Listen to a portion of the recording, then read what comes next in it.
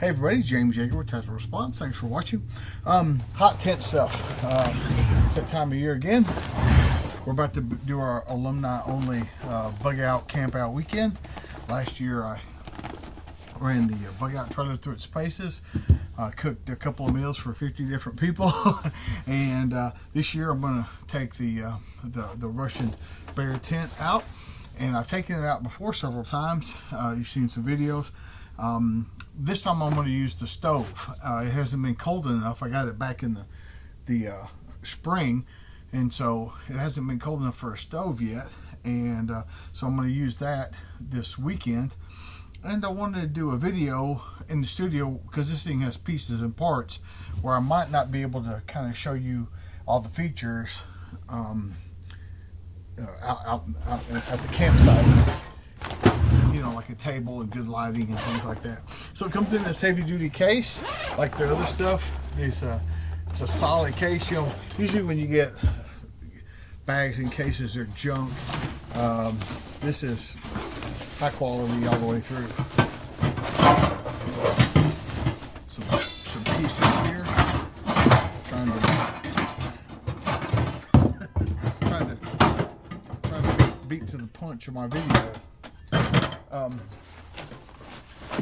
So get this bag out of the way.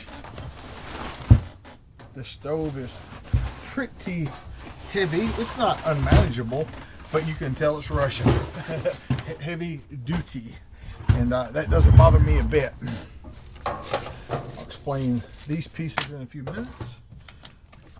Comes with a booklet. Let's see what it says here. Instructions. Love them. I don't need instructions because I watched Lars Survival Russia. I watched him put his together. So shout out to Lars. If you guys haven't subscribed to this channel, Survival Russia, you really should.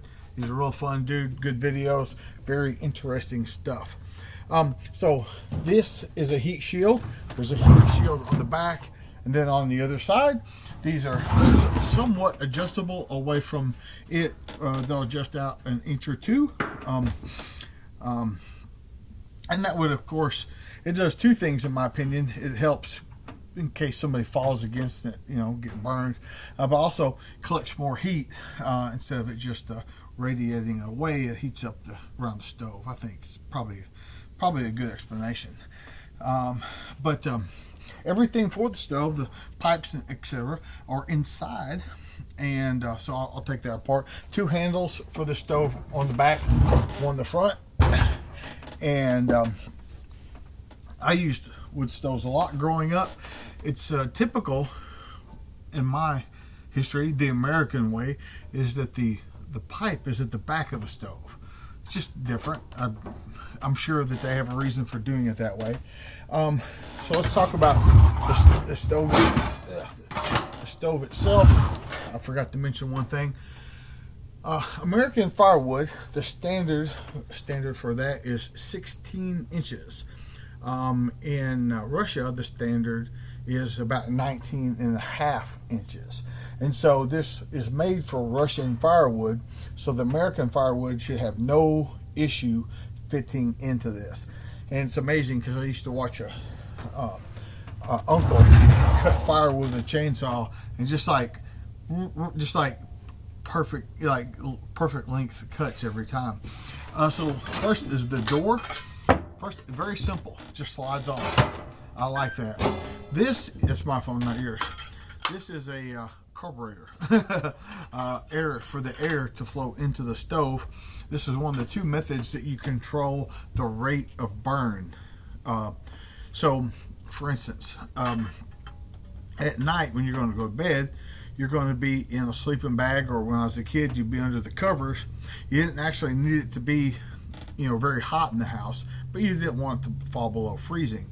You also might not want to get up and stoke the fire, you know, put more wood in the fire multiple times a night.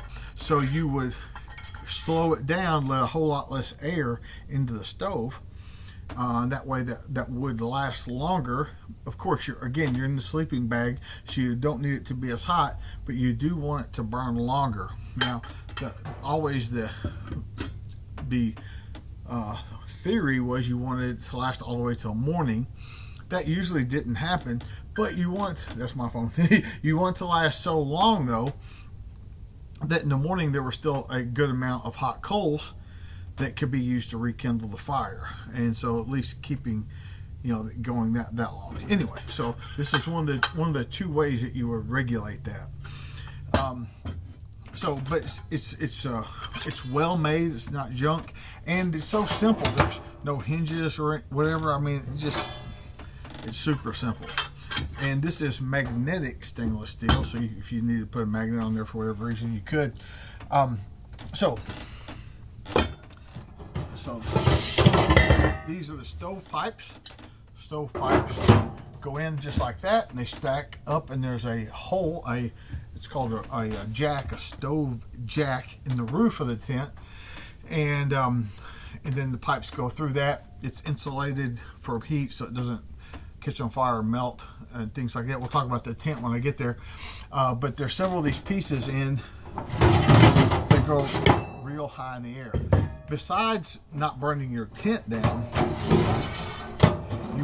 you want the pipe to go real high, so the sparks, the embers, and things like that, they have more time to burn up as they go up the pipe. The longer the pipe is, instead of coming out. So you don't want to start a forest fire accidentally. This is a fireproof floor mat, so to speak, that would go under the stove for things that pop out of the stove, or whatever the case may be. Whenever you're using it, use that. It'll save your floor. It's also fireproof. If something happened, you could throw this over the fire, snatch it out from under the stove, throw it over the fire, hopefully help you contain that. I'm just going to throw it on the floor here. There's also some legs in here, some other stuff. Oh, gloves. That's great. I didn't know those were in there. I haven't actually taken this apart yet. Like I said, all I've done is watch Lars videos. Very noisy. That's the legs. Plenty of pipe.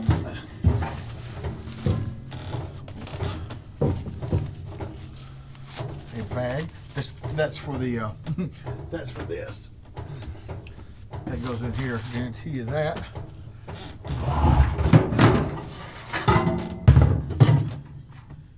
I'm gonna put these in the floor because that's where they're gonna wind up anyway. Might as well get to it. This is basically a roof for your stovepipe. Serves two purposes. One, to keep rain and snow out, but also the last barrier for sparks to come out. So it's like a maze for the sparks to get through that thing. So hopefully that spark arrestor works very well. Again, we don't want to start any fires. Okay, so the legs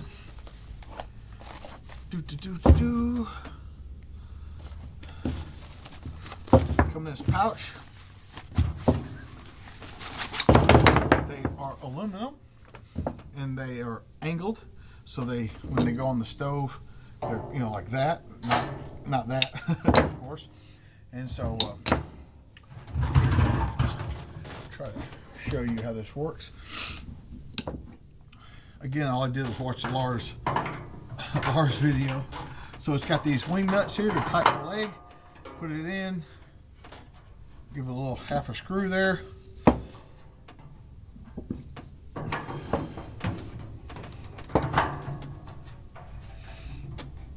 Make sure you get them even.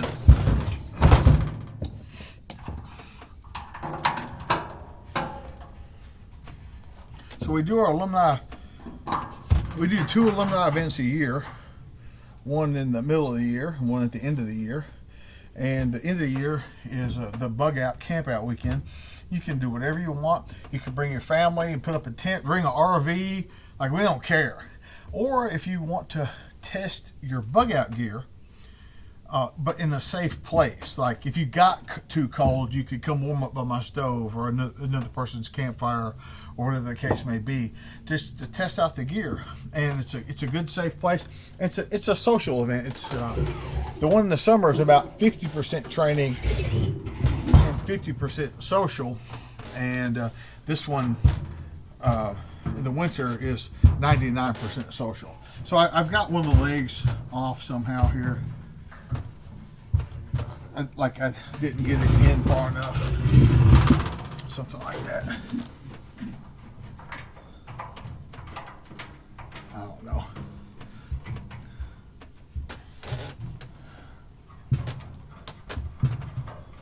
No problem.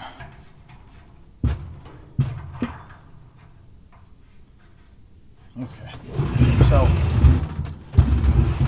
So that's it. The other. Okay, so there's only the one. Okay, no problem. There's only the one carburetor on this.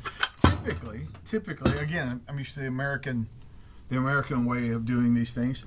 Typically, the stove pipe would have a flap inside and a knob on the outside to turn that flap open and close like a Venturi, like a carburetor. But they're doing it with just this one. There's one more feature to this that's pretty cool. And take these wing nuts loose.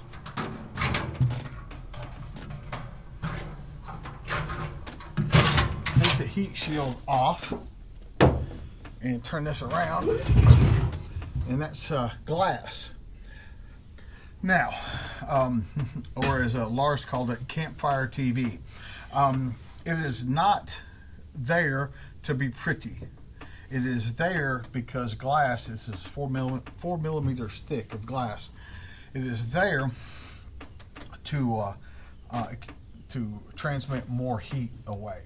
Okay, so if you were putting this up in a very wide open tent, you could take both of these stainless steel pieces off and radiate more heat out. But like I say, this was in a corner of a tent. You might want to leave, if the wall of the tent was here, you might want to leave this heat shield on and take that one off so it spills out more that way. But it's ingenious. And I said I'd get back to these other pieces. These are Russians, always spare parts. In case this glass gets broken, this thing will slide out and you can slide one of these stainless steel pieces inside. So if there was a reason you didn't want the glass or you broke the glass, again, Russians, spare parts. It's great. It's fantastic. But again, I'm going to use this stove all weekend, and I wanted to do this particular video in the studio, so